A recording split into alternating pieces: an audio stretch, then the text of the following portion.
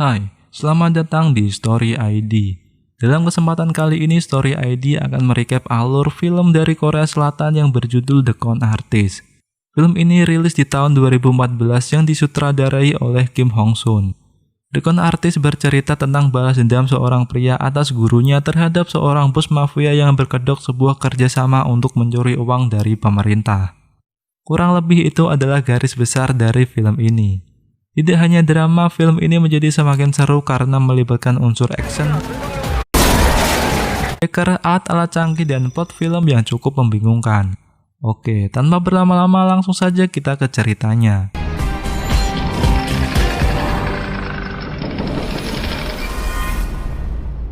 Ini adalah Jiuk, seorang yang ahli dalam memasukkan benda-benda berharga seperti perhiasan dan benda bersejarah. Terlihat dia mampu membuat tiruan uang palsu dan ia pernah memalsukan patung berbentuk ayam dan berhasil menjualnya di sebuah pelelangan.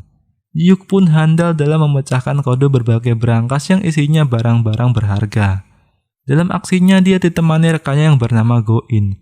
Tak lain adalah seorang engineer yang ahli dalam pembuatan alat-alat canggih untuk membantu melancarkan aksi Jiuk. Berpindah ke scene di mana terlihat seorang detektif dan anak buahnya sedang menangani sebuah kasus. Mereka berusaha mengungkap kasus kejahatan geng mafia dengan seorang saksi yang tak lain adalah mantan akuntan bos mafia yang bernama Presiden Cho. Tetapi anak buah Presiden Cho berhasil menangkap akuntan itu dan menguburnya hidup-hidup di dalam semen. Suatu hari, Jiuk dan Go-in berencana melakukan sebuah pencurian perhiasan. Tapi dia membutuhkan seorang hacker handal untuk membantu melancarkan aksinya. Dan ini adalah Jong-bae, seorang hacker yang sangat ahli dalam membobol sebuah sistem. Tapi Jong-bae memiliki reputasi buruk karena ada rumor yang mengatakan kalau dia pernah mengkhianati teman satu timnya. Di sini Jiuk juga menyewa sebuah gudang untuk dijadikan markas kepada seorang yang bernama Turbo. Jiuk, Go-in, dan Jong-bae mulai melakukan perencanaan, diawali dari pemetaan denah lokasi, survei lapangan, cara mengalihkan perhatian polisi, dan menyadap kamera CCTV di sekitar toko perhiasan. Tetapi, di sini masih ada kendala, yaitu mereka harus bisa masuk ke dalam ruang VIP toko perhiasan untuk mengetahui berangkas apa yang digunakan. Kemudian Jiuk bertemu dengan seorang yang bernama Yunha. Sebelumnya Jiuk berencana untuk berinvestasi di galeri Yunha sebesar $1 juta dan ingin memajang foto gadis idealnya di galeri tersebut. Ternyata Jiuk punya maksud lain. Ia menggunakan kalung milik Yunha untuk masuk di ruang VIP toko perhiasan karena Jiuk tahu kalau kalung milik Yunha adalah barang langka dan bernilai mahal. Jiuk mengajak Yunha untuk mengecek harga kalung tersebut.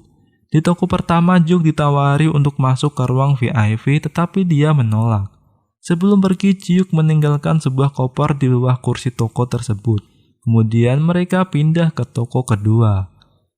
Di toko kedua, Jiuk menerima ajakan untuk masuk ke ruang VIP toko. Di sini, Jiuk mengetahui berangkas yang digunakan adalah seri M dari Swiss yang 100% tahan api, yang menjadi tempat penyimpanan perhiasan incarannya. Hari yang ditentukan tiba. Go-in berpura-pura menjadi orang mabuk dan membuat alarm berbunyi. Kemudian dia menembakkan alat peledak untuk memecahkan kaca. Di sisi lain, Jong-bae mengawasi dari CCTV untuk memberi aba-aba kepada Go-in dan Jiuk. Jong-bae juga mematikan sambungan radio milik polisi. Kalian masih ingat koper yang ditinggalkan Jiuk di toko pertama? Ternyata koper ini berisi bom asap. Setelah koper yang ditinggalkan Jiuk mengeluarkan asap, Go-in meledakkan kaca toko sehingga polisi mengira ini adalah kebakaran. Hal ini dilakukan untuk mengalihkan perhatian polisi agar Go-in dan Jiuk leluasa mencuri di toko kedua yang menjadi incarannya. Dengan alat-alat canggih dan didukung skill yang mumpuni, tidaklah sulit bagi Jiuk untuk membobol berangkas. Mereka pun berhasil membawa pulang perhiasan. Tapi nasib mereka ternyata tidak seberuntung itu. Toko yang dicuri adalah milik seorang bos gangster yang licik dan kejam bernama Presiden Cho. Tetapi bukannya marah, Presiden Cho justru kagum dengan kemampuan 3 orang ini, karena mereka mampu mencuri perhiasan miliknya dalam waktu singkat. Presiden Cho menyuruh anak buahnya untuk mencari tahu siapa mereka dan ingin mengajak mereka bekerja sama. Singkat cerita, anak buah Presiden Cho berhasil menemukan markas persembunyian Jiuk dan kawan-kawan. Presiden Cho dan anak buahnya datang ke markas Jiuk untuk mengajak kerjasama. Tapi tentu saja Jiuk tidak mau. Sampai akhirnya Presiden Cho memberikan tawaran yang menggiurkan dan mengancam akan menyakiti orang-orang terdekat mereka kalau tidak mau diajak bekerja sama. Akhirnya Jiuk pun setuju. Presiden Cho berencana untuk mencuri uang dari pemerintah Korea Selatan yang disimpan di brankas Bea Cukai Incheon, yang tak lain tempat yang memiliki sistem keamanan terketat se-Asia. Presiden Cho menganggap Jiuk, Go-in, dan Jong-bae mampu mengatasi hal tersebut. Presiden Cho tidak percaya sepenuhnya kepada Jiuk. Karena ada rumor buruk tentang kesetiaan Jong-bae, Presiden Cho menyuruh Jong-bae berkhianat. Tentu saja dengan imbalan uang yang banyak. Mulai saat itu, Jong-bae menjadi informan Presiden Cho untuk mengawasi gerak-gerik Jiuk. Scene berpindah di sebuah atap gedung yang memperlihatkan Jiuk sedang bernostalgia dengan seorang tua yang tak lain adalah ayah Yun-ha. Jadi sebenarnya ada hubungan apa antara mereka? Tunggu saja, nanti akan terjawab. Oke, mereka pun menyusun rencana untuk melakukan pencurian di Bea Cukai Incheon. Dimulai dari Presiden Cho yang menyiapkan berkas-berkas untuk bisa masuk ke dalam area Bea Cukai. Go-in yang membuat bom sebagai pengalih perhatian, Jong-bae yang mulai memasang alat di server Bea Cukai, dan Jiuk yang sedang berlatih untuk membuka brankas. Tapi di sini Jiuk punya rencana lain untuk menghancurkan Presiden Cho dan memiliki uang 150 juta dolar itu sendiri. Tetapi rencana ini sudah diketahui Presiden Cho karena Jong-bae yang sudah menyadap percakapan Go-in dan Jiuk.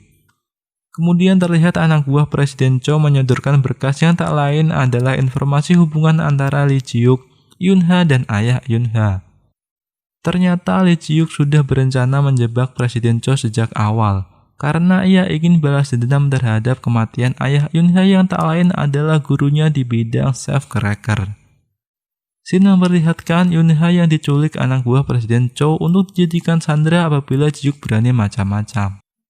Hari eksekusi tiba, dimulai dari Jong-bae yang mulai masuk ke dalam server dan meretas sistem. Lanjut dengan Presiden Cho yang meledakkan bom. Kemudian disusul Jiuk yang menyamar sebagai petugas tanggap darurat Bea Cukai. Jadi, begini cara kerjanya. Setelah Jong-bae masuk ke dalam server, kemudian Presiden Cho meledakkan bom sebagai pengalih perhatian dan membuat alarm keamanan berbunyi. Alarm tersebut sebagai bentuk tanda bahaya untuk tim tanggap darurat bergerak. Setelah beberapa saat, Jong-bae mulai meretas alarm agar terus berbunyi dan tidak dapat dimatikan oleh pihak Bea Cukai dan mengira itu adalah kesalahan sistem. Dan untuk mengembalikan sistem tersebut, pihak cyber Bea Cukai harus merestart sistem yang berdampak pada matinya seluruh kamera CCTV dan laser di brankas penyimpanan. Sehingga Jiuk dan kawan-kawan mempunyai waktu selama 45 menit sebelum sistem kembali normal untuk membobol brankas dan memindahkan semua uang tersebut. Singkat cerita, Jiuk dan Go-in berhasil masuk di gudang penyimpanan dan bersiap membobol brankas. Di usaha pertamanya, Jiuk belum berhasil membukanya. Tetapi berkat pengalaman dan ketenangannya, akhirnya dia mampu menemukan kombinasi brankas itu. Sedikit demi sedikit mereka memindahkan uangnya ke dermaga. Tetapi pada tumpukan terakhir ada mobil patroli yang sedang menuju ke arah mereka. Di sini Jiuk berusaha mengalihkan perhatian. Tapi ternyata ini hanyalah akal-akalan Jiuk yang berencana menguasai seluruh uang tersebut dengan cara mengubah informasi perusahaan. Tapi sayangnya aksinya diketahui oleh Presiden Cho. Kemudian Presiden Cho menyuruh Jiuk untuk pergi membawa bom agar dikejar oleh polisi. Dan jika Jiuk berani membocorkan semuanya, maka nyawa Yun-ha yang akan menjadi taruhannya. Dan terjadilah adegan yang sangat seru di mana Jiuk berusaha kabur dari kejaran banyak polisi. Sampai akhirnya ia terpojok di pinggir dermaga. Jiuk keluar dari mobil sambil membawa koper berisi bom. Tetapi karena terpojok dan tidak bisa kabur, terpaksa Jiuk melompat ke laut. Dan Jiuk terkena tembakan oleh salah satu polisi. Presiden Cho meledakkan bom itu dan memberitahu kalau Jiuk sudah mati. Jong-bae yang mendengar hal ini merasa senang. Go-in yang tidak terima marah. Lalu terjadilah pertarungan antara Jong-bae dan juga Go-in yang diakhiri dengan Jong-bae yang menusuk pisau ke perut Go-in. Adegan berpindah di mana Presiden Cho membuka kontainer yang berisi uang 150 juta dolar. yang ternyata kupon semua. Dan Ji Hyuk ternyata masih hidup menertawakan Presiden Cho yang hanya berhasil mencuri kupon. Tidak lama kemudian banyak polisi datang untuk menangkap Presiden Cho. Ternyata selama ini Ji Hyuk telah merekam semua pembicaraan mereka melalui patung kepala ayam yang ternyata dibeli Presiden Cho saat pelelangan dan mengirim hasil rekaman itu ke kantor polisi. Lalu, bagaimana Ji Hyuk masih hidup dan kenapa uangnya berubah menjadi kupon? Mari kita jelaskan pelan-pelan. Ji Hyuk menyuruh Turbo berpura-pura menjadi polisi dengan senapan yang sudah dimodifikasi sehingga terhubung dengan alat yang sudah ditempel di punggung Ji Hyuk, yang menjadikan seolah-olah Ji Hyuk tertembak. Dan yang sebenarnya dicuri Presiden Cho adalah uang sungguhan. Tetapi uang itu dicetak ulang oleh Turbo menggunakan alat pencetak uang milik Ji Hyuk. Dan anak buah Presiden Cho tidak menyadarinya karena tinta itu akan bereaksi jika sudah teroksidasi dengan udara. Jadi saat dipindahkan masih berupa uang. Dan Jong Bae yang membunuh Go In itu hanyalah akting untuk meyakinkan Presiden Cho dan anak buahnya. Karena Presiden Cho berhasil kabur dalam penyergapan itu, di tengah pelariannya Ji Hyuk melihat Presiden Cho kemudian menabrakkan mobilnya yang mengakibatkan Presiden Cho terluka. Tapi di sini Ji Hyuk tidak membunuh Presiden Cho dan memilih menyerahkannya ke polisi. Kemudian Shin memperlihatkan Ji Hyuk, Go In, Jong Bae, dan Turbo yang sedang mencuci uang mereka dengan alkohol dan perlahan-lahan membuat tintanya luntur. Di sisi lain, Ji Hyuk menepati janjinya untuk berinvestasi $1 juta di galeri milik Yuna. Ternyata investasi Ji Hyuk ini digunakan Yunha untuk bekerja sama dengan Museum Belita di Abu Dhabi. Saat Yunha datang di Museum Belita, sudah terpajang kalung milik Yunha yang dicuri oleh Presiden Cho dan sebuah lukisan wajah Yunha. Ternyata ini semua adalah rencana dari Ji Hyuk dari awal, bahwa Ji Hyuk ditugaskan ayah Yunha untuk melindungi putrinya. Tapi tanpa sadar Ji Hyuk mulai jatuh cinta kepada Yunha. Dan film pun berakhir. Mohon maaf apabila ada kurang saat saya mereview film ini.